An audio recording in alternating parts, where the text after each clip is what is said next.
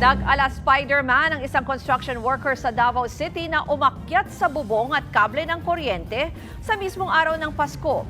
Giit niya, gusto niya lang daw magpapogi at magpasikat. Yan po ang Express Report ni Bril Montalvo ng News 5 Mindanao. Kanaaw, makurintihan taong kadya. Ito ang malapelikulang aksyon sa barangay Ilang sa Davao City matapos umakyat sa bubong ng mga bahay ang lalaking ito at naglakad pa sa mga kable ng kuryente nitong araw ng Pasko ng umaga.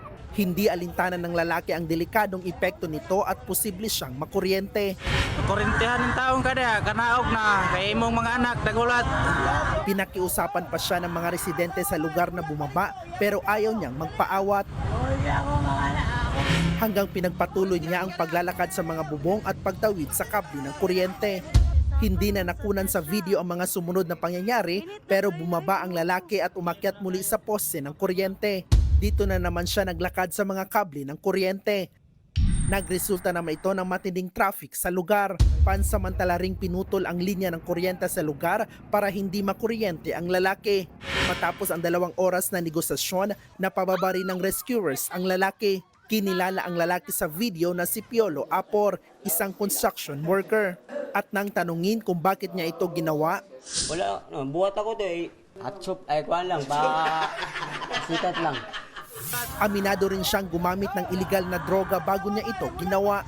Buhat na ko to. Gamit ko drugs na bawal sa gamot. Ginawa lang sa eh. Bag ko, gawas pisuan ko. Agi ka kagpisuan? Unsa yung sala? Drugs gapon.